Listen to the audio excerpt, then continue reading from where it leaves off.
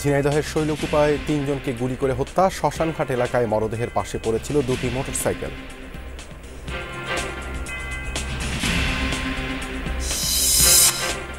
চট্টগ্রামে মার্কেটে ঢুকে দোকান কর্মচারীকে কোপানোর ঘটনায় চাপাতি সহ 2 জন আটক।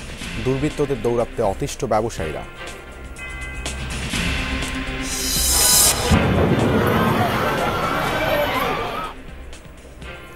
রাজধানীর খিলগাঁও তালতলায় আগুনে পুড়ল অন্তত 20টি গ্যারেজ ও 2টি সমিল। থেমে থেমে সিলিন্ডার বিস্ফোরণে ছড়ায় আতঙ্ক। গভীর রাতে আগুন লাগে কড়াইল বস্তিতেও। 2 মিনিটের সময়ের মধ্যে পুরো ছড়াই গেছে। সাইডে আগুন বয়ে তখন বাচ্চা কাচ্চা কই ফেলামু বা নিজে আগুন নিমু একটা মাথায় কাজ করতেছে না। কোনো আহত নিহত হয়েছে এমন কোনো তথ্য আমাদের কাছে নাই এবং কোনো লোক মিসিং আছে এমন তথ্য আপাতত আমাদের কাছে নেই। শুল্ক বাড়ানোয় কমলা, আপেল, আঙুরের মতো আমদানি করা ফলের দাম নাগালের বাইরে। কমেছে বেচা বিক্রি। কর কমাতে এনবিআরকে ট্যারিফ কমিশনের চিঠি।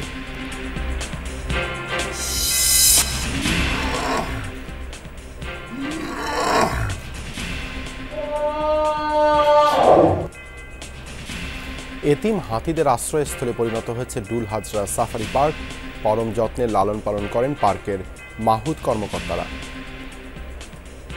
জানি আমরা এগুলোকে লালন পালন করবো এবং বড় হয়ে পার্কেই থাকবে। সকালে 9টার দিকে বের করে একটু রোদের একটু ছোঁয়া লাগাই, তারপরে 8 ঘন্টা পর আবার ভিতরে ঢুকে রাখি। প্রতিষ্ঠার 8 বছরেও স্থায়ী ক্যাম্পাস পায়নি রবীন্দ্র বিশ্ববিদ্যালয়। শিক্ষার্থীদের মানববন্ধন ও বিক্ষোভেও হয়নি সমাধান। অস্থায়ীভাবে 3টি কলেজ ভবনে চলছে পাঠদান। ঠাকুরগাঁ জেনারেল হাসপাতাল যেন তেলাপোকার রাজ্য। ময়লা আবর্জনার দুর্গন্ধে অতিষ্ঠ রোগী, চিকিৎসক, জনবল সংকটের অজুহাত কর্তৃপক্ষের।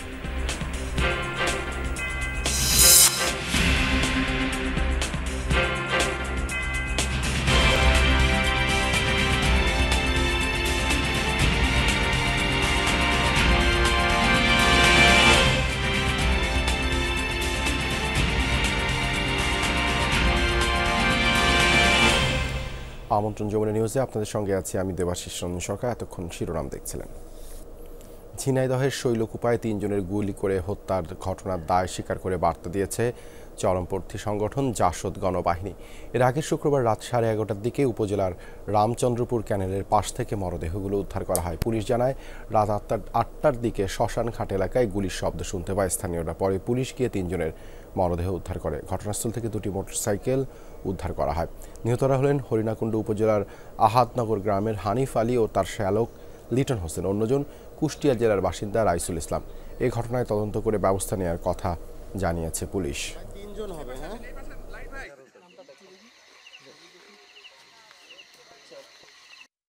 আসার পরে দেখি 3টা লাশ পড়ে আছে, 2টা লাশ আছে উপরে আর একটা আছে ক্যানেলের মাঝামাঝি। 3টা আলাদা আলাদা ভাবে পড়ে আছে এবং প্রত্যেকেই মাথায় গুলি করে।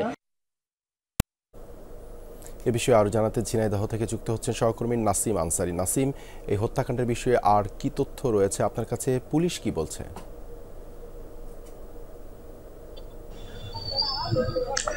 দেবাশিস, গতকালকে রাত 8:30টার দিকে কিন্তু ঘটনাটি ঘটে ঝিনাইদহের শৈলকুপা উপজেলার রামচন্দ্রপুর গ্রামে একটি মাঠে। সেই মাঠটা কিন্তু প্রত্যন্ত একটি মাঠ, বলতে গেলে বিচ্ছিন্ন, সেখানে চাষবাস ছাড়া কিছুই হয় না। সেই মাঠে কিন্তু ঘটনাটি ঘটার পরপরই এবং ওখানে যে লোকজনগুলোর ভিতরে একটা আতঙ্ক তৈরি হয়, তারা শুনতে পান যে ওইখানে বেশ কয়েক রাউন্ড, প্রায় 12 থেকে 14 রাউন্ড গুলি কিন্তু বর্ষণ হয়। পরবর্তীতে যখন প্রশাসনের লোকজন সেখানে যাওয়ার পর থেকে কিন্তু তারা দেখতে পায় যে 3টি লাশ পড়ে আছে। প্রতিটি লাশের শরীরে কমপক্ষে 2টি করে গুলির আঘাতের চিহ্ন আছে। এখন ঝিনাইদহ সদর হাসপাতালে আমরা অপেক্ষা করছি। কিছুক্ষণের ভেতরেই লাশ এখানে আনা হবে। তার আত্মীয় স্বজনগুলোও, তাদের নিহতদের আত্মীয় স্বজনগুলো কিন্তু এখানে আসতে শুরু করেছে একে একে। তো দেবাশিস, পুলিশ কিন্তু এখনো পর্যন্ত এ ব্যাপারে কোনো ধরনের কোনো কথা কিন্তু বলছে না, কারণ ঝিনাইদহে এরকম ঘটনা বহু বছর পর এরকম একটি ঘটনার কিন্তু জন্ম হয়েছে এবং খুব স্বাভাবিকভাবে মানুষের ভিতরে আতঙ্ক ছড়িয়ে পড়ছে। গুলি করে হত্যা করা, এই ঘটনায় কিন্তু এখনো কোনো মামলা হয়নি, কোনো আটকের কিন্তু কোনো ঘটনার কিন্তু আমরা খবর পাইনি। তবে এতটুকু আমরা জানতে পেরেছি যে বিভিন্ন খুদে বার্তার মাধ্যমে বিভিন্ন জনের কাছে এমন একটি তথ্য এসেছে যে জাসদ গণবাহিনী কালু এই হত্যার দায় স্বীকার করেছে এবং তারা সেখানে কিন্তু সংকেত দিয়েছে। সেই সংকেত থেকে ঝিনাইদহ সহ চুয়াডাঙ্গা সহ বিভিন্ন এলাকায় এ ধরনের ঘটনার সাথে যারা জড়িত তারা ভালো হয়ে যান, না হলে তাদেরকে এরকম ঘটনার সাক্ষী হতে হবে। এভাবে তারা হুমকি স্বরূপ বিভিন্ন খুদে বার্তা বিভিন্ন জায়গায় ঝিনাইদহ মানুষের ফোনে, মোবাইল ফোনে বা বিভিন্ন ফেসবুকের মেসেঞ্জারে দেওয়া হয়েছে। ধন্যবাদ নাসিম যুক্ত হওয়ার জন্য। হবিগঞ্জের বাহুবলে নিজ বাড়ি থেকে উপজেলা জামায়াতের মহিলা বিভাগের রুকন মিনারা আক্তারের মরদেহ উদ্ধার করেছে পুলিশ। শুক্রবার সন্ধ্যায় উপজেলার পশ্চিম জয়পুর গ্রামে এই ঘটনা ঘটে। পুলিশ জানায় সাংগঠনিক কাজে সকাল থেকে বাড়ির বাইরে ছিলেন মিনারার স্বামী আব্দুল আহাদ। সন্ধ্যায় বাড়ি ফিরে ঘরের দরজা খোলা দেখতে পান তিনি। পরে ঘরে ঢুকে স্ত্রীর ছুরিবিদ্ধ মরদেহ দেখেন আহাদ। এ সময় তার চিৎকারে আশেপাশের লোকজন এগিয়ে আসেন। মিনারার 7 মাসের পুত্র সন্তানকে খাটের নিচ থেকে অক্ষত অবস্থায় উদ্ধার করা হয়। নিহত মিনারার স্বামী উপজেলা জামায়াতের সাবেক secretary. Minara Mirpur pilot school and কলেজের সহকারী শিক্ষিকা হিসেবে কর্মরত ছিলেন। এটা স্টেপে মৃত্যু, এটা তো মানে পোস্টমর্টম গুলো বোঝা যাবে, তবে একটু অস্বাভাবিক টাইপের। হ্যাঁ, স্টেপটা এটা ব্লাড সেরকম বের হয় নাই, এটা বলা যাচ্ছে না এখন, এই জন্য বলছে বলা যাচ্ছে না। ঢাকার ধামরাই স্ত্রীর সামনে প্রকাশ্যে এক যুবদল নেতাকে চোখ উপড়ে ও কুপিয়ে হত্যা করেছে দুর্বৃত্তরা। বিকেলে ধামরাইয়ের কুল্লা ইউনিয়নের আকসির নগর এলাকায় এই ঘটনা ঘটে। নিহতের নাম মোহাম্মদ বাবুল। তিনি স্থানীয় ইউনিয়ন পরিষদের 2 বারের সদস্য এবং কুল্লা ইউনিয়ন যুবদলের সাবেক সহসভাপতি ছিলেন। নিহতের স্ত্রী ইয়াসমিন জানান সরিষা মারাই করছিল তারা দুজন। এ সময় সন্ত্রাসীরা তার বাবা ইদ্রিস আলীর সামনেই তাকে ও তার স্বামীকে এলোপাতাড়ি কুপিয়ে জখম করে। এক পর্যায়ে বাবুলের চোখ উপড়ে ফেলে দুর্বৃত্তরা। পরে বাবুলকে সাভার এনাম মেডিকেল কলেজ হাসপাতালে নিয়ে গেলে কর্তব্যরত চিকিৎসক তাকে মৃত ঘোষণা করেন। এছাড়া গাইবান্ধা শহরের একটি ভাড়া বাসা থেকে এক যুবকের ঝুলন্ত মরদেহ উদ্ধার করেছে পুলিশ। অতুলের গলায় পেঁচানো কাপড়ের দড়ি ঘরের কার্নিশের সঙ্গে বাঁধা ছিল। এ ঘটনায় তার দ্বিতীয় স্ত্রী সুচরিতাকে আটক করেছে পুলিশ। নিহত অতুল চন্দ্র বিশ্বাস গাইবান্ধা পৌরসভার দৈনিক হাজিরা ভিত্তিক 4র্থ শ্রেণীর কর্মচারী ছিলেন। রাজশাহীতে পদ্মা নদীর পাড় থেকে মুখ বাঁধা অজ্ঞাতনামা এক যুবকের মরদেহ উদ্ধার করেছে পুলিশ। শুক্রবার সন্ধ্যায় রাজশাহীর লালন শাহ মুক্ত মঞ্চের সামনে পদ্মা নদীর পাড় থেকে মরদেহটি উদ্ধার করা হয়। পুলিশ জানায় পদ্মার তীরে মুখ স্কচটেপ দিয়ে পেঁচানো অজ্ঞাত যুবকের মরদেহ দেখতে পায় স্থানীয়রা। খবর পেয়ে ঘটনাস্থলে যায় পুলিশ। ধারণা করা হচ্ছে বৃহস্পতিবার রাতের কোনো এক সময় শ্বাসরোধে হত্যার পর যুবকের মরদেহটি ফেলে গেছে কেউ। ঘটনাস্থল থেকে ক্রাইম সিন, সিআইডি ও পিবিআই এর সদস্যরা আলামত সংগ্রহ করেছেন বলেও জানিয়েছে পুলিশ। এছাড়া ছাত্রাবাস থেকে রাজশাহী বিশ্ববিদ্যালয়ের এক শিক্ষার্থীর মরদেহ উদ্ধার করেছে পুলিশ। বিশ্ববিদ্যালয়ের পার্শ্ববর্তী মেহেরচণ্ডী এলাকার একটি ছাত্রাবাস থেকে সিলিং ফ্যানের সাথে ঝুলন্ত অবস্থায় তার মরদেহ উদ্ধার করা হয়। বিশ্ববিদ্যালয়ের প্রক্টর অধ্যাপক ডক্টর মাহবুবুর রহমান জানান সেই শিক্ষার্থী বেশ কিছুদিন ধরেই হতাশাগ্রস্ত ছিলেন। আমাদের কাছে মনে হচ্ছে এটা একটা পরিকল্পিত হত্যাকাণ্ড।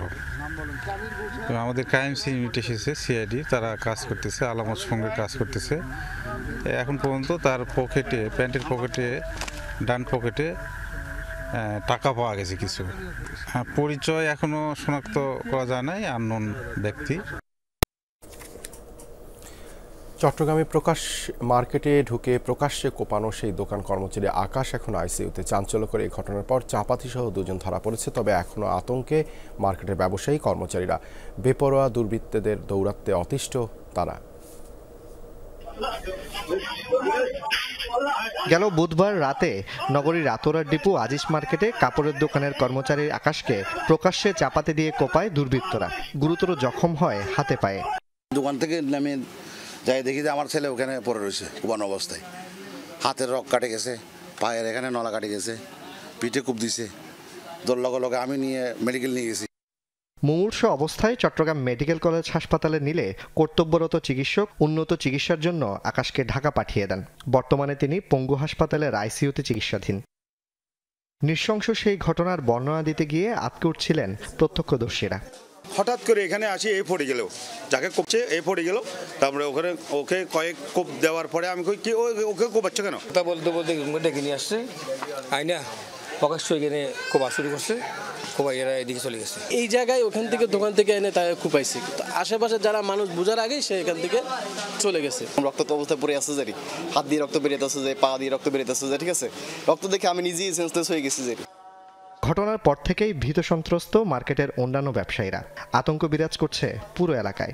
এখানে অহরহ কিন্তু এখানে চিল্লায়, এইসব ছেলেগুলা কন্টিনিউ আসে এখানে, মোবাইল নিয়ে যাচ্ছে, ছিনতাই হচ্ছে, আবার রেলের 3 তাস বসাচ্ছে, ওইদিকে কোনার মধ্যে ধরে নিয়ে ফেলতেছে, ওইদিকে নিয়ে ফেলতেছে, এগুলো প্রশাসনের কোনো চোখের মধ্যে দিতে পারতেছে না। এগুলো নিয়ে তো নিজেদের মধ্যেও তো ভয়ভীতি আছে না? অবশ্যই আছে। ঠিকমতো ব্যবসা করতে পারতেছি না ওদের জন্য। বৈধ কাজ করতেছে, এটা তো নিরাপত্তা লাগবে, আমাদের নিরাপত্তার অবশ্যই প্রয়োজন। এটা প্রতিরোধ করার জন্য সরকারিভাবে আমরা প্রশাসনের সহায়তা চাচ্ছি। এ ঘটনায় মামলার পর ধারালো চাপাতি সহ জুলহাস ও শাহিন নামে দুজনকে গ্রেফতার করেছে পুলিশ। তারা পূর্ব পরিচিত, তারা বন্ধু ছিল, তারা 1 মাস আগে চা খাচ্ছিল, চা খাওয়ার সময় যে ভিকটিমের গায়ে চা পড়ছে এটা নিয়ে কথা কাটাকাটি হয়েছিল। ওই রেসটা রয়ে গেছে আর কি, শেষ হয়নি, যেটার রেজাল্ট হচ্ছে এই ঘটনা। জোবায়েত ইবনে শাহাদাত, যমুনা নিউজ, চট্টগ্রাম। ফায়ার সার্ভিসের 8টি ইউনিটের প্রায় 1.5 ঘন্টার চেষ্টায় নিয়ন্ত্রণে এসেছে রাজধানীর বনানীর করাইল বস্তির আগুন। শুক্রবার দিবাগত রাত 1:45টার দিকে অগ্নিকাণ্ডের সূত্রপাত। খবর পেয়ে প্রথমে 5টি ও পরে ফায়ার সার্ভিসের 3টি ইউনিট যুক্ত হয়ে আগুন নিয়ন্ত্রণে আনে। আগুনে করাইল বস্তির বেশ কয়েকটি ঘর পুড়িয়ে ছাই হয়ে যায়, তবে স্থানীয় ফায়ার সার্ভিসের সদস্যদের তৎপরতায় আশেপাশে ছড়ানোর আগেই নিয়ন্ত্রণে আসে আগুন। বস্তিতে বসবাসকারী অনেকেরই আগুন নিয়ন্ত্রণের প্রশিক্ষণ থাকায় বড় ধরনের দুর্ঘটনা হয়নি বলে জানায় ফায়ার সার্ভিস। কর্মকর্তারা জানান, তদন্তের পর আগুন লাগার কারণ ও ক্ষয়ক্ষতির বিষয়ে বিস্তারিত জানা যাবে। এ ঘটনায় কেউ হতাহত হয়নি। যে আগুনের একটা হুলকি উঠতেছে, মানে কিছু 2 মিনিটের সময়ের মধ্যে পুরো ছড়া গেছে। চিল্লি শূন্য দূরে আসছি, আসার পরে সাইডে আগুন বয়ে তখন বাচ্চা কাচ্চাই কই ফেলামু বা নিজে আগুন নিমু, একটা মাথায় কাজ করতেছে না, তখন কি করবো, তাড়াতাড়ি বাচ্চা জিলের দিকে ফাটাই দিছি। আমরা দোকানে বসে বাসের দোকানে বসে চা খাইতেছি, হঠাৎ করে শুনলাম আগুন লাগছে, তখন আমরা সবাই দৌড়ে গিয়া আগুন আমরা নিভাইতেছি। আমরা আগুনটা সম্পূর্ণভাবে নির্বাপন শেষে একটা প্রাইমারি আমরা তদন্ত করব, তদন্তের পরে আমরা বলতে পারবো সোর্স অফ ফায়ার এবং এটার ক্ষয়ক্ষতি সম্পর্কে। এখানে এই পর্যন্ত কোনো আহত নিহত হয়েছে এমন কোনো তথ্য আমাদের কাছে নাই, এবং কোনো লোক মিসিং আছে এমন তথ্য আপাতত আমাদের কাছে নেই। রাজধানী খিলগাঁও তালতলা মার্কেটের পাশে আগুনে পুড়ে গেছে 20টি গ্যারেজ এবং 2টি সমিল। ফায়ার সার্ভিসের 10টি ইউনিট 3 ঘন্টার চেষ্টায় রাত 10টা নাগাদ আগুন নিয়ন্ত্রণে আনে। গ্যারেজে থাকা কেমিক্যাল ও গ্যাসের সিলিন্ডার বিস্ফোরণে আগুন দ্রুত ছড়িয়ে পড়ে। শুক্রবার রাত 7টার দিকে রাজধানীর খিলগাঁও তালতলা মার্কেটের পাশে একটি গাড়ির গ্যারেজ থেকে আগুনের সূত্রপাত। সেখান থেকে পাশে থাকা আরও কয়েকটি গ্যারেজ ও 2টি সমিলে ছড়িয়ে পড়ে আগুন। একে একে ফায়ার সার্ভিসের 10টি ইউনিট ঘটনাস্থলে গিয়ে আগুন নিয়ন্ত্রণে কাজ শুরু করে। তবে থেমে থেমে সিলিন্ডার বিস্ফোরণের কারণে আগুন নিয়ন্ত্রণে বেগ পেতে হয়। একাধিকবার বিস্ফোরণের কারণে আগুন দ্রুত আশেপাশে ছড়িয়ে পড়ে। যে কোণে আগুনটা জ্বলতেছে ওখানে থেকে আগুন লাগছে, লাগার পরে শব্দ করছে ভড়াস করে শব্দ করতে একবারে পুরোটা গ্রাস হয়ে গেছে। এখানে গাড়ি ছিল, বড় বড় গাড়ি ছিল, সিলিন্ডার ছিল, তারপরে রাবারের কারখানা আছে, গাড়ি এলিয়ন প্রিমিও, জিপ গাড়ি ছিল, স্কোয়ার ছিল, অনেক গাড়ি ছিল, রাবারের গোডাউন আছে, কেমিক্যাল আছে, যে কেমিক্যাল আমরা বাইর করছি এগুলা। ফায়ার সার্ভিস জানায়, আগুন নিয়ন্ত্রণে আসলেও গ্যাসের সিলিন্ডার ও কেমিক্যাল থাকায় ঝুঁকি নিয়ে কাজ করতে হয়। আগুনে আনুমানিক 20টি গ্যারেজ ও 2টি সমিল পুড়ে গিয়েছে। আনুমানিক 20টা দোকান পড়েছে, আর ওদিকে সমিল 2টা পড়েছে, এটা আমরা বুঝতে পারছি। যদিও সমিল আরোগুলো অক্ষত রয়েছে, তবে 2টা সমিল এখনো ধোয়া রয়েছে। আমরা এখন পর্যন্ত কোনো আহত নিহতর সংবাদ পাইনি এবং আমাদের সবাই আল্লাহর রহমতে ভালো আছেন। আগুনে কেউ হতাহত হয়নি বলে জানিয়েছে ফায়ার সার্ভিস। হাসিবুল করিম বিজয়, যমুনা নিউজ, ঢাকা। খিলগাঁও তালতলায় আছেন সহকর্মী রাব্বি সিদ্দিকী, যাচ্ছি তার কাছে। রাব্বি, কাল ভয়াবহ আগুনে পুড়ে যাওয়া গ্যারেজ আর সমিলের অবস্থা কেমন দেখছেন, কি বলছেন স্থানীয়রা? দেবাশিস, অবস্থা আসলে এতটা ভয়াবহ, বিশেষ করে এটি একটি ওয়ার্কশপ এবং সেই ওয়ার্কশপের কিন্তু আগুনটি লেগেছে। আমরা দেখেছি যে আসলে সেই আগুনে এই ওয়ার্কশপে থাকা অধিকাংশ গাড়ি, কোনো গাড়ি কিন্তু অক্ষত নাই, সব গাড়ি পুড়ে ছাই। সিলিন্ডার বিস্ফোরণ হয়েছে, সেই সাথে গাড়ির সিলিন্ডারের আগুন পুরো ওয়ার্কশপে ছড়িয়ে আসলে ক্ষয়ক্ষতির যদি পরিমাণ বলি, এখানে আসলে বেশ কয়েকজন মালিক আছে, তারা এই ওয়ার্কশপে গাড়ির মালিকরা এই গাড়িগুলো ঠিক করতে দেয় বা নানান কাজে এখানে রাখে, সেই গাড়িগুলো পুরো ছাই হয়ে গেছে। দেখতেই পাচ্ছেন কতটা ভয়াবহ পরিস্থিতি। পাশে একটি কাঠের সমিল, সেই সমিলেও কিন্তু আগুন ছড়িয়ে গেছে। এই আগুন আসলে কিভাবে লাগলো সেটি ফায়ার সার্ভিসও কিন্তু এখন পর্যন্ত নিশ্চিত করে কিছু বলতে পারেনি। তদন্ত কমিটি কাজ করছে। তবে যারা ভুক্তভোগী, যারা এই গ্যারেজে যারা কাজ করেন, যারা কর্মচারী, যারা মালিক, তারা বলছেন যে আসলে সিসিটিভির ফুটেজ দেখে যেহেতু তাদের ছুটি ছিল, ওয়ার্কশপ গ্যারেজ মালিক সমিতি, তাদের যে সমিতি, সেই সমিতির সবাই পিকনিকে ছিল এবং সারা বাংলাদেশের সব গ্যারেজগুলো, ওয়ার্কশপগুলোই বন্ধ ছিল। সেই সুযোগটা কি কাজে লাগিয়েছে কিনা কোনো পক্ষ, সেটিও পরিষ্কার না। তবে আগুনের যেই ধরন, সেই ধরন থেকে বলা যায় যে এই আগুন আসলে ভেতর থেকেই আগুনটি লেগেছে, এমনটাই মনে করছেন এখানকার যারা কাজ করেন তারা। এখন পর্যন্ত যে সবশেষ তথ্য যে অসংখ্য গাড়ি পুড়ে ছাই হয়ে গেছে, বহু ওয়ার্কশপের মালিকের মানে ভাগ্য আজ সরকারের উপর নির্ভর করছে। ধন্যবাদ রাব্বি যুক্ত হবার জন্য। ফল কি বিলাস পণ্যে পরিণত হচ্ছে? ব্যবসায়ীরা বলছেন শুল্ক বাড়ানোর ফলে অনেকটাই দামি পণ্যে পরিণত হয়েছে ফল।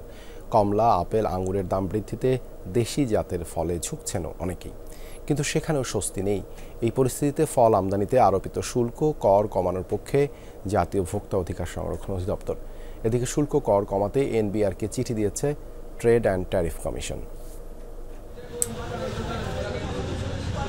ফলের বাজারে সীমিত আয়ের মানুষের আনাগোনা বেশ কম। 9 জানুয়ারিতে শুল্ক বাড়ানোর প্রভাব পড়েছে। দোকানিরা জানিয়েছেন তাদের কমেছে বেচা বিক্রি।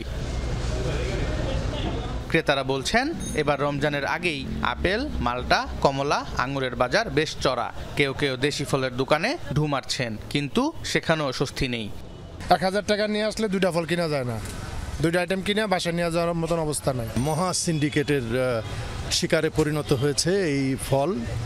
এটা আসলে আর এখন মধ্যবিত্ত কেন, উচ্চ মধ্যবিত্তেরও নাগালের মধ্যে নেই। ক্রেতাদের জন্য তো অবশ্যই এটা বাড়তি চাপ চলে আসে যখন প্রাইস বেড়ে যায়।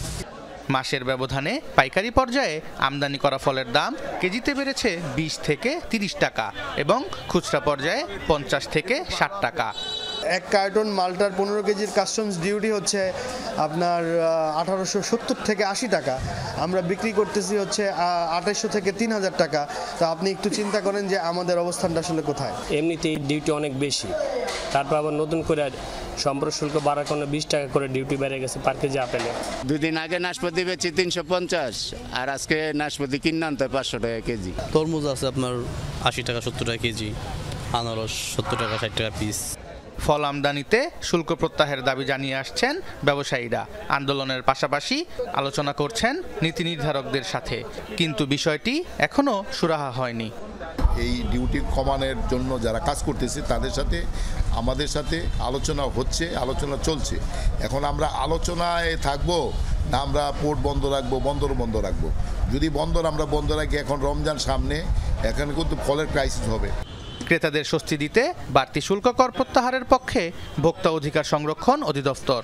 যেগুলো আমদানিকৃত ফল তাদের নাগালের মধ্যে আনার জন্য ডিউটি অ্যাডজাস্ট করা সঙ্গত বলে আমি মনে করি, এবং সেই ক্ষেত্রে আমি এনবিআর এবং ট্যারিফ কমিশনকে যারা এটা ডিউটি আরোপ করেন তাদেরকে অনুরোধ করব এটা মানুষের নাগালের মধ্যে আনার জন্য।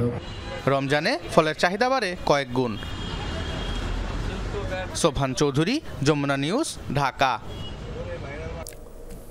বাজারে বেড়েছে রমজানে ব্যবহার্য পণ্যের চাহিদা। এসব পণ্যের দাম কেমন তা জানবো এখন। কুমিল্লা থেকে যুক্ত হচ্ছেন সহকর্মী খোকন চৌধুরী। খোকন, নিত্যপণ্যের দাম কেমন দেখছেন? বাজারে কি কি পণ্যের দাম বেড়েছে?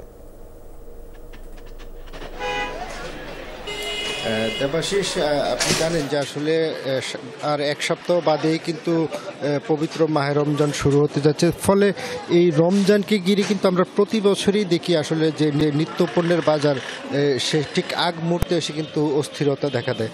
ঠিক এবছরও কিন্তু ব্যতিক্রম নয়। তবে এবার নতুনত্ব যেটা আমরা দেখতে পেয়েছি, অর্থাৎ রমজানের আগে, অর্থাৎ 15-20 দিন আগ থেকেই কিন্তু তারা অনেক পণ্যের দাম বাড়িয়ে দিয়েছে। অর্থাৎ আমি যদি একেবারে রমজানের প্রথম যে জিনিসটা ছোলার কথা বলি, সেই ছোলা কিন্তু আসলে 90 থেকে 100 টাকা কেজি দরে বিক্রি হতো, এখন কিন্তু সেটি বিক্রি হচ্ছে 120 থেকে 130 টাকা দরে, এবং খেসারির ডাল কিন্তু বিক্রি হচ্ছে 125 টাকা কেজি দরে।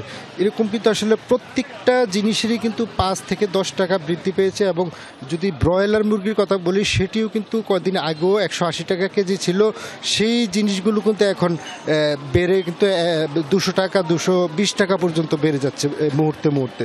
তো ফলে কিন্তু আসলে যারা সাধারণ ক্রেতা রয়েছেন তাদের মধ্যে কিন্তু একটি নাবিশ্বাস অবস্থা। তারা বলছেন যে আসলে বর্তমান সময়ে এসে কিন্তু গেল কয়েক মাস ধরে কিন্তু কুমিল্লার যে বাজার মনিটরিং ব্যবস্থা, ভোক্তা অধিকারের যে পর্যবেক্ষণ ব্যবস্থা, সেটি কিন্তু আসলে উল্লেখযোগ্য হারে দেখতে পায়নি। ফলে সাধারণ মানুষ চাচ্ছেন এই রমজানকে ঘিরে যাতে বাজারে কঠোর নজরদারি রাখা হয় সরকারের পক্ষ থেকে নিত্যপণ্যের বিষয়ে, এই দাবিটুকু কিন্তু সাধারণ মানুষের মধ্যে থেকে উঠে এসেছে। দেবাশিস, ধন্যবাদ খোকন যুক্ত হবার জন্য। এবারে জানবো এতিম হাতিদের কথা, তাদের বেড়ে ওঠার গল্প। কক্সবাজারের গহীন জঙ্গলে জন্মের সময় যে হাতি তার মাকে হারায়, তাদেরই পরম যত্নে বড় করা হয় ডুলা হাজরা সাফারি পার্কে। 50 দিন থেকে 3 মাস বয়সে এই হস্তি শাবকদের বেড়ে ওঠা মাহুতের হাত ধরে। পার্কের কর্তারাই যেন এই সকল হাতির বাবা মা। কক্সবাজার প্রতিনিধি এহসান আল কুতুবিকে সাথে নিয়ে এতিম হাতিদের কথা জানাচ্ছেন ভাস্কর ভাদুরী। তার বয়স মাত্র 50 দিন। দাপিয়ে বেড়াচ্ছে পুরো আইসোলেশন ওয়ার্ড। কক্সবাজারের ডুলা হাজরা সাফারি পার্কে প্রায় 2 মাস ধরে এই দৃশ্য নিয়মিত। মানুষ দেখলেই কখনো ধাক্কা দেওয়ার চেষ্টা, কখনো বা তার সাথে দৌড়ানো, এই হলো বাচ্চা হাতিটির শখ। গেট খোলা পেলেই এক ছুটে বাইরে যাবার সুযোগও হাতছাড়া করতে চায় না। ছোট্ট এই আইসোলেশন সেন্টারে আদর যত্নের কমতি নেই হস্তি শাবকের। 4 জানুয়ারি টেকনাফের গহীন পাহাড়ে শাবকটিকে জন্ম দিতে গিয়ে মারা যায় মা হাতিটি। বন কর্মকর্তারা জানান, প্রসবের সময় জরায়ু বের হয়ে যাবার কারণে অতিরিক্ত যন্ত্রণায় মারা যায় মা হাতিটি। এরই মাঝে মাহুতের সাথে গড়ে উঠেছে ছোট্ট হাতিটির দারুণ বন্ধুত্ব। আদর যত্নেও ঘাটতি রাখা হচ্ছে না। অন্তত 10 ভাগে দিনে 10 লিটার দুধ খাওয়ানো হচ্ছে হাতিটিকে। 50 দিনেই যার ওজন হয়েছে 130 কেজি। এমন আদরে হাতিটির নতুন নামের জন্য সকলের প্রতি আহ্বান জানিয়েছে পার্ক কর্তৃপক্ষ। দুধ ছাড়া কিছু খাই না, তো আমরা প্রতিদিন 10 বেলা করে দুধ খাওয়াই। তো সকালে 9টার দিকে বের করে একটু রোদের একটু ছোঁয়া লাগাই, তারপরে 8 ঘন্টা পরে আবার ভিতরে ঢুকে রাখি। মানুষ দেখলে ওই মায়ের কথা হয়তো মনে পড়ে। শুধু এই নবজাতকটি নয়, একই পার্কে দেখা মিলবে 18 মাস বয়সী আরও একটি এতিম শাবকের, যার নাম রাখা হয়েছে বীর বাহাদুর। 2023 সালে খুবই অসুস্থ অবস্থায় উদ্ধার করা হয় বীর বাহাদুরকে। 18 মাস যত্নের পর বীরের ওজন এখন প্রায় 300 কেজি। শারীরিকভাবেও অনেকটাই সুস্থ সে। এতিম বাচ্চা নেচারের মধ্যে হাতি আসলে এগুলো সার্ভাইভ করবে না। আর হাতির বিহেভিয়ার, হাতি তো অনেক লং ওয়ে জার্নি করে, ফলে ওদের টেরিটরি অনেক বড়। ওদের তার পথ না চিনে তখন বিভিন্ন জায়গায় লুকালে চলে যাবে, বলে মানুষ তখন এটাকে মেরে ফেলবে। আমাদের এই উদ্যোগগুলোর এম হচ্ছে এখানে আমরা এগুলোকে লালন পালন করবো এবং বড় হয়ে পার্কেই থাকবে। মায়ের আদরের কাঙাল এই হাতিগুলোকে আইসোলেশনে রাখা হবে 3 বছর বয়স পর্যন্ত। তারপর ছেড়ে দেয়া হবে পার্কের প্রাকৃতিক পরিবেশে। মাহারা এই সন্তানগুলো আদরের জন্য সবসময়ই মুখিয়ে থাকে, তাই তাদের আদর যত্নে কোনো কমতি রাখা হয় না। ভাস্কর ভাদুরী, যমুনা নিউজ, ঢাকা। প্রতিষ্ঠার প্রায় 8 বছরেও হয়নি রবীন্দ্র বিশ্ববিদ্যালয়ের স্থায়ী ক্যাম্পাস। বিভিন্ন সময়ে শিক্ষার্থীরা মানববন্ধন ও বিক্ষোভ করলেও তাতে কর্ণপাত করেনি কেউ। বিগত সময়ে দুর্নীতি আর নিয়োগ বাণিজ্যের কারণেই হয়নি কোনো অগ্রগতি বলছেন বিশ্ববিদ্যালয়ের শিক্ষক, কর্মকর্তা, কর্মচারীরা। অস্থায়ীভাবে 3টি কলেজের ভবনে 1000 শিক্ষার্থীর পাঠদানের ব্যবস্থা করা হলেও ভোগান্তি কমছে না। 2015 সালের 8 মে সিরাজগঞ্জের শাহজাদপুরে রবীন্দ্র বিশ্ববিদ্যালয়ের ভিত্তিপ্রস্তর স্থাপন করা হয়। অস্থায়ী ক্যাম্পাসে 12টি অনুষদের অধীনে চলছে পাঠদান।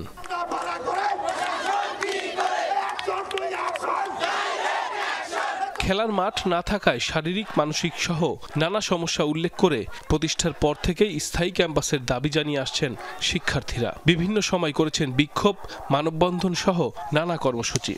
7 বছর ধরে একটা ক্যাম্পাসের বিল্ডিং নেই। আমরা মহিলা কলেজে ক্লাস যাই, ডিগ্রি কলেজে ক্লাস যাই, সেখানে ছেলেরা আমাদেরকে দেখে টন করে। বিভিন্ন প্রতিষ্ঠান, বিভিন্ন বাসাবাড়ি ভাড়া করে আমরা চলছি। এখন বিশ্ববিদ্যালয়ের স্টুডেন্ট সংখ্যা বেড়ে গেছে। আমাদের শিক্ষার গুণগত মান বৃদ্ধির জন্য আমাদের স্থায়ী ক্যাম্পাস প্রয়োজন। আমরা পাবলিক ইউনিভার্সিটিতে পড়ে যদি ক্যাম্পাসে সুযোগ সুবিধা বা ফ্যাসিলিটিসগুলো না পাই, তাহলে আমাদের পাবলিক ইউনিভার্সিটিতে চান্স পাওয়ার মানে কি মানে? আমাদের দাবি মানতে হবে, আমাদের স্থায়ী ক্যাম্পাস সেনাবাহিনীর হাতে বাস্তবায়ন করতে হবে। শিক্ষার্থীদের সঙ্গে একাত্মতা জানিয়েছেন বিশ্ববিদ্যালয়ের শিক্ষক, কর্মকর্তা, কর্মচারী সহ স্থানীয়রাও।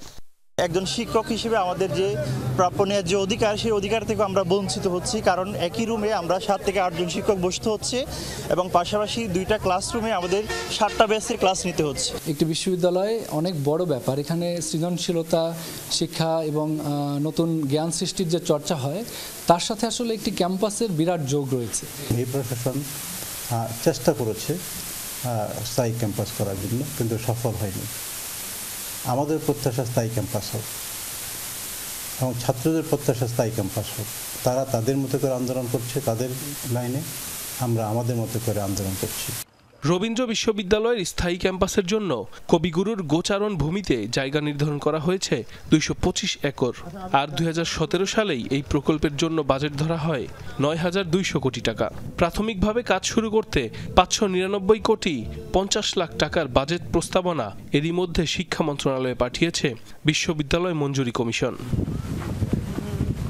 সাইফ আহমেদ, যমুনা নিউজ। ঠাকুরগাঁও জেনারেল হাসপাতাল যেন তেলাপোকার রাজ্য। ওয়ার্ডের বিছানা থেকে দেয়াল সবখানেই বেঁধেছে বাসা, সাথে ময়লা আবর্জনা স্তূপ। দুর্গন্ধে অতিষ্ঠ মানুষ, বাড়ছে ভোগান্তি।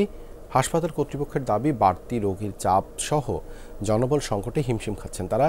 সবাইকে সচেতন হওয়ার আহ্বান জানানো হয়েছে। ঠাকুরগাঁও জেনারেল হাসপাতাল দেখতে চাই ছুটে চলা এই তেলাপোকার গন্তব্য। গিয়ে থামল ওয়ার্ডের বিছানার চাদরের নিচে। সেখানে রীতিমতো তেলাপোকার রাজ্য, যেন হাসপাতাল নয়, তেলাপোকা উৎপাদনের কারখানা। 250 শয্যার এই হাসপাতালের ওয়ার্ডে ওয়ার্ডে এমন চিত্র। দেয়ালে দেয়ালেও বাসা বেঁধেছে তেলাপোকা। চাদর, খাবার, থালা বাসন থেকে মেঝে সবখানেই রাজত্ব।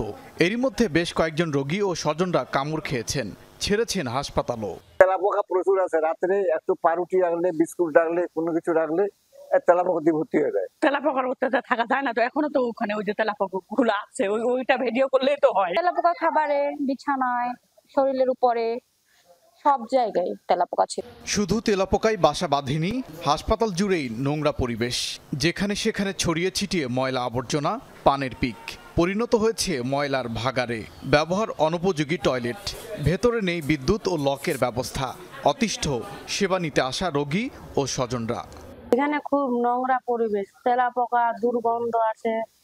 রোগীর সাথে থাকতে গেলে এগুলো এখানে খাইতে লাগে। আমরা হাসপাতালে মানুষ সবাই এসে সুস্থ হতে, কিন্তু এখানে সুস্থতা তো কিছুই দেখতেছি না। মানুষও সচেতন না, আর যত মানুষ ভর্তি হয় এই হিসাবে আমাদের টয়লেটের ব্যবস্থা নেই।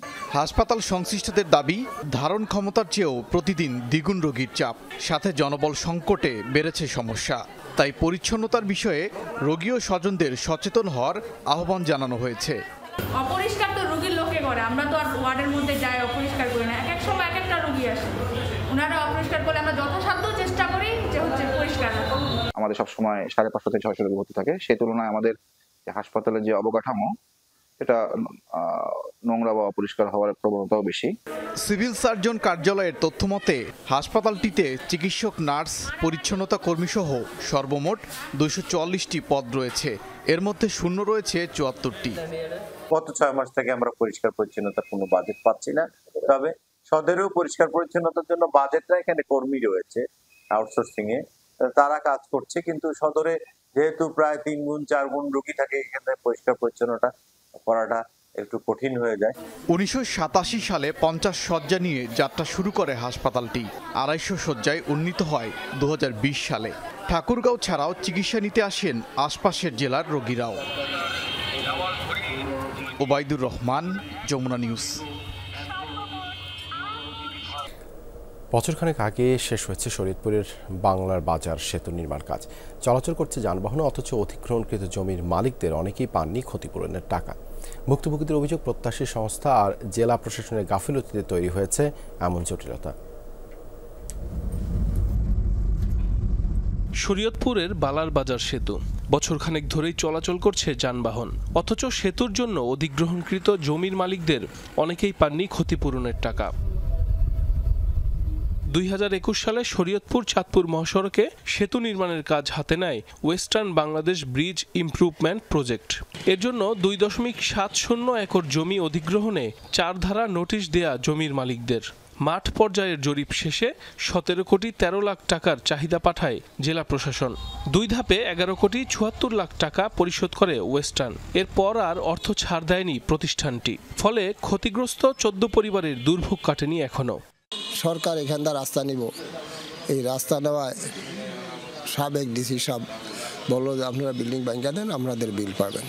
আমরা এই আশায় নিজেরা নিজেকে বিল্ডিং ভাঙিয়ে দিয়েছি। শুরু থেকে এই কাজ আরম্ভ হয়েছে, 4 বছর ধরে করি, কিন্তু আমার বিল হইতেছে, খালি কয়ে দিমু কিন্তু দেয় না, আর গেল সময় দেয় না। এডিসি রেভিনিউ স্যার বলছিল যে জমি টাকা যদি নাও পান আপনারা স্থাপন টাকা দ্রুত পেয়ে যাবেন, কিন্তু আমরা এখন পর্যন্ত স্থাপন টাকাটাও পাই নাই। 2019 সালে যখন জমি অধিগ্রহণ হয়েছে তখন জমির দাম ছিল শতাংশ 10 লক্ষ টাকা আমাদের স্থানীয় দাম। আমরা বিল যদি ওই জেনুইন টাইমে পাইতাম স্থাপনার জমিনের, তাহলে আমরা উপকৃত হইতাম। জেলা প্রশাসন জানিয়েছে, বরাদ্দ না পাওয়ায় ক্ষতিগ্রস্তদের দেয়া যাচ্ছে না ক্ষতিপূরণের টাকা। তবে দ্রুত সময়ের মধ্যে চেক হস্তান্তরের আশ্বাস জেলা প্রশাসকের। অর্থ মন্ত্রণালয়ের একটি নির্দেশনা এবং সংশ্লিষ্ট প্রকল্প দুটোর মাঝে কিছু অস্পষ্টতা রয়েছে এবং এই বিষয়টি নিরসনের জন্য আমরা এই পুরো অর্থ মন্ত্রণালয়ের পত্রটিকে পর্যালোচনা করে আমরা বিদ্যমান বিধিবিধান কি সেটি উল্লেখপূর্বক আমরা মন্ত্রণালয়ের সাথে যোগাযোগ করব, যেন অর্থ ছাড়ের বিষয়টি খুব দ্রুত সুরাহা করা যায়। চট্টগ্রামের সাথে বরিশাল, খুলনা সহ দক্ষিণ পশ্চিমাঞ্চলের যাতায়াত সহজ করতে শরীয়তপুর চাঁদপুর সড়কে 5টি আরসিসি গার্ডার সেতু নির্মাণ করে western Bangladesh bridge improvement project. Saif Ahmed, Jamuna news. বাংলাদেশকে সন্ত্রাসবাদ ইস্যুতে সতর্ক করেছে ভারত। গত সপ্তাহে ওমানের রাজধানী মাস্কাটে পররাষ্ট্র উপদেষ্টা তৌহিদ হোসেন ও ভারতের পররাষ্ট্রমন্ত্রী এস জয়শঙ্করের বৈঠকে সার্ক পুনরুজ্জীবিত করার ইস্যুতে এই সতর্ক বার্তা দেওয়া হয়েছে। শুক্রবার নয়াদিল্লিতে সাপ্তাহিক ব্রিফিংয়ে ভারতের পররাষ্ট্র মন্ত্রণালয়ের মুখপাত্র রণবীর জয়সওয়াল এই তথ্য জানান। Regarding whether SARC came up for discussion or not, yes, the matter was brought up. সার্কের প্রসঙ্গটি বাংলাদেশের পররাষ্ট্র উপদেষ্টা উপস্থাপন করেছেন। দক্ষিণ এশিয়ার সবাই জানে কোন দেশ এবং কী ধরনের কর্মকাণ্ড সার্ককে কোণঠাসা করে রাখার জন্য দায়ী। আমাদের পররাষ্ট্রমন্ত্রী বলেছেন, এটি গুরুত্বপূর্ণ যে বাংলাদেশ সন্ত্রাসবাদকে হালকাভাবে নেবে না। Are responsible for stymieing. ভারতের নয়াদিল্লিতে শেষ হয়েছে 55তম সীমান্ত সম্মেলন। দুই দেশের সীমান্তরক্ষী বাহিনী, বিজিবি, বিএসএফ এর মহাপরিচালকরা এতে অংশ নেন। সম্মেলনে বিজিবি মহাপরিচালক মেজর জেনারেল মোহাম্মদ আশরাফুজ্জামান সিদ্দিকী 13 সদস্যের প্রতিনিধি দলের নেতৃত্ব দেন। অপরদিকে বিএসএফ এর 13 সদস্যের প্রতিনিধি দলের নেতৃত্বে ছিলেন মহাপরিচালক দলজিৎ সিং চৌধুরী। এ সময় বিজিবি মহাপরিচালক সীমান্তে বাংলাদেশি নাগরিকদের হত্যার ঘটনায় উদ্বেগ প্রকাশ করেন। সীমান্ত হত্যা শূন্যে নামিয়ে আনতে বিএসএফ মহাপরিচালকের প্রতি আহ্বান জানান। এছাড়া সীমান্তের 150 গজের ভেতরে স্থায়ী স্থাপনা ও কাঁটাতারের বেড়া নির্মাণ বন্ধের বিষয়ে আলোচনা হয়। মাদক, অস্ত্র ও স্বর্ণ চোরাচালান এবং অনুপ্রবেশ বন্ধে আলোচনা করেন বিজিবি বিএসএফ মহাপরিচালকরা। একটি সেতুর অভাবে যোগাযোগ বিচ্ছিন্ন 15 গ্রামের মানুষ। ব্রাহ্মণবাড়িয়ার সরাইলে 5 দশকও নির্মাণ হয়নি ব্রিজ, তাই স্থানীয়রা উদ্যোগী হয়ে অস্থায়ী সাঁকো বানিয়েছেন।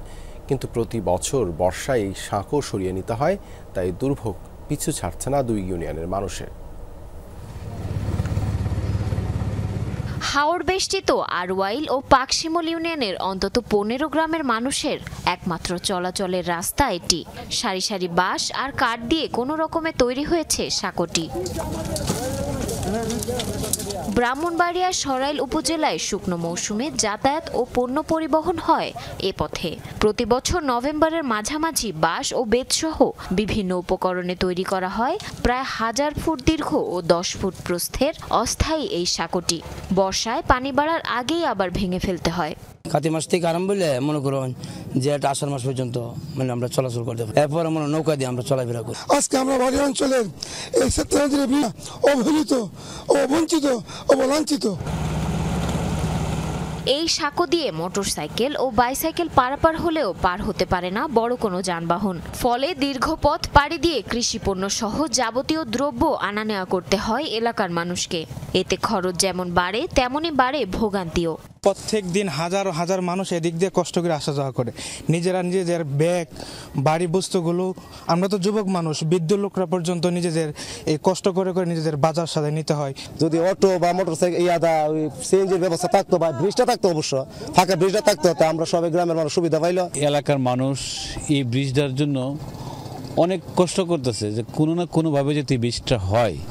স্থানীয় সরকার প্রকৌশল অধিদপ্তরের নির্বাহী প্রকৌশলী জানান, জনদুর্ভোগ কমাতে ছেত্রা নদীর ওপর সেতু নির্মাণের প্রক্রিয়া একটি প্রকল্পের অন্তর্ভুক্ত করা হয়েছে।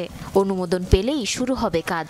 প্রকল্পের ভিতর এই প্রকল্পটা পাস হবে, প্রকল্পটা পাস হলে আমরা এটা করতে পারবো। আর এটা সব ফর্মুলেশনটা ঢাকায় হয়তো আমরা কিছু ডাটা দিয়ে সহযোগিতা করি, ফিজিবিলিটি বিভিন্ন তথ্য দেই। এটা একটু প্রক্রিয়াগত একটু আছে আর কি, পত্র একটু দীর্ঘ। জনপ্রতিনিধিদের কাছে 5 দশক ধরে সেতুর দাবি করেও কোনো সমাধান মেলেনি এই অঞ্চলের মানুষের। জারিন অর্নি, যমুনা নিউজ। দুই কন্ট্রাক্টরকে প্রেমের ফাঁদে ফেলে ভারতের তৃতীয় সর্বোচ্চ নৌঘাটির গুরুত্বপূর্ণ তথ্য হাতিয়ে নিয়েছে পাকিস্তান। পাচার হয়েছে ঘাটির সংবেদনশীল এলাকার ছবি, ভিডিও ও নথিসহ বিভিন্ন ভবনের নকশা। এমন অভিযোগ পাকিস্তানি গোয়েন্দা সংস্থা আইএসের বিরুদ্ধে। দাবি, নারী গোয়েন্দাকে ব্যবহার করে সুকৌশলে হাতিয়ে নেওয়া হয়েছে ভারতীয় নৌবাহিনীর গুরুত্বপূর্ণ তথ্য। এ ঘটনায় এ পর্যন্ত 2 জনকে আটক করেছে দেশটির জাতীয় গোয়েন্দা সংস্থা এনআইএ। 11,000-এরও বেশি একর জায়গা নিয়ে ভারতের ওয়েস্টার্ন ফ্রন্টে অবস্থিত নৌঘাঁটি আইএনএস কদম। বর্তমানে এটি দেশটির তৃতীয় সর্বোচ্চ নৌঘাঁটি। তবে সম্প্রসারণ কাজ শেষ হলে পূর্ব গোলার্ধের সবচেয়ে বড় নৌঘাঁটিতে পরিণত হবে এটি। ভৌগোলিক অবস্থানগত কারণে ভারতের সবচেয়ে গুরুত্বপূর্ণ নৌঘাঁটিগুলোর একটি হিসাবে বিবেচনা করা হয়ে থাকে আইএনএস কদমকে। রয়েছে সামরিক ও প্রতিরক্ষা খাতে কৌশলগত ব্যাপক অবদান। তবে চতুর্দিক নিরাপত্তায় মোড়া এই ঘাঁটির সংবেদনশীল তথ্য হাতিয়ে নিয়েছে পাকিস্তান। এমন অভিযোগ দেশটির প্রভাবশালী গোয়েন্দা সংস্থা ইন্টার সার্ভিসেস ইন্টেলিজেন্স আইএসআইয়ের বিরুদ্ধে। ভারতীয় গণমাধ্যমগুলোর দাবি, ওই নৌঘাঁটিতে কর্মরত 2 সিভিলিয়ান কন্ট্রাক্টরকে হানি ট্র্যাপে ফেলে তথ্য হাতিয়ে নেয় নাফিসা জান্নাত নামের এক পাকিস্তানি নারী গোয়েন্দা, যার সাথে 2023 সাল থেকে পরিচয় ছিল ওই 2 কন্ট্রাক্টরের। মেরিন ইঞ্জিনিয়ার পরিচয়ে হোয়াটসঅ্যাপ, ফেসবুক এবং টেলিগ্রামে ভিন্ন নামে তাদের সাথে সখ্যতা গড়ে তোলেন ওই নারী। বলা হচ্ছে ওই 2 কন্ট্রাক্টরের মাধ্যমে আইএনএস কদম্বের খুবই সংরক্ষিত স্থানের ছবি, ভিডিও, গুরুত্বপূর্ণ নথি, নির্মাণাধীন স্থাপনার নকশা, সিমুলেটর বিল্ডিং এরিয়ার ছবি সুকৌশলে হাতিয়ে নেন ওই পাকিস্তানি গোয়েন্দা। এমনকি কোন জাহাজ কখন কোথায় টহল দেয়, কোনটি অপারেশনাল কিংবা রেডি টু এঙ্গেজ মোডে থাকে, এসব তথ্য রয়েছে আইএসআইয়ের কাছে। আটক 2 ব্যক্তির ভাষ্যমতে প্রতি মাসে তাদের 5,000 রুপি করে দেয়া হতো। টানা 8 মাস টাকা দিয়ে প্রেমের ফাঁদে ফেলে তাদের বিশ্বাস অর্জন করে পাকিস্তানি গোয়েন্দা সংস্থা। সম্প্রতি তাদের মাধ্যমে পাচার হয় ভারতীয় নৌবাহিনীর গুরুত্বপূর্ণ তথ্য। গেল বছরও বিশাখাপত্তনম নৌঘাঁটিতে এক ভারতীয় নেভি অফিসারকে হানি ট্র্যাপে ফেলে তথ্য হাতিয়ে নেওয়ার অভিযোগ ওঠে পাকিস্তানি গোয়েন্দা সংস্থা আইএসআইয়ের বিরুদ্ধে। অনিক রহমান, যমুনা নিউজ। দক্ষিণ আফ্রিকার জোহানেসবার্গে বৈঠক করলেন ভারত ও চীনের পররাষ্ট্রমন্ত্রী। শুক্রবার G20 পররাষ্ট্রমন্ত্রীদের সম্মেলনে সাইডলাইনে এই 2 নেতার বৈঠক অনুষ্ঠিত হয়। ভারতের পররাষ্ট্রমন্ত্রী এস জয়শঙ্কর জানান, বৈঠকে 2 দেশের মধ্যে সহযোগিতামূলক সম্পর্কের গুরুত্ব নিয়ে আলোচনা হয়। রাশিয়া ইউক্রেন যুদ্ধ নিয়ে উত্তেজনা, ডোনাল্ড ট্রাম্পের সমালোচিত বাণিজ্য নীতির মধ্যেই অনুষ্ঠিত হচ্ছে শীর্ষ অর্থনীতির দেশগুলোর জোট G20 পররাষ্ট্রমন্ত্রী পর্যায়ের সম্মেলন। আয়োজক দক্ষিণ আফ্রিকার সাথে দ্বন্দ্বের জেরে এতে অংশ নেয়নি যুক্তরাষ্ট্র। Our 2 countries have worked hard to preserve and protect the G20. এই ছিল যমুনা নিউজে এতক্ষণ সাথে থাকার জন্য ধন্যবাদ সবাইকে।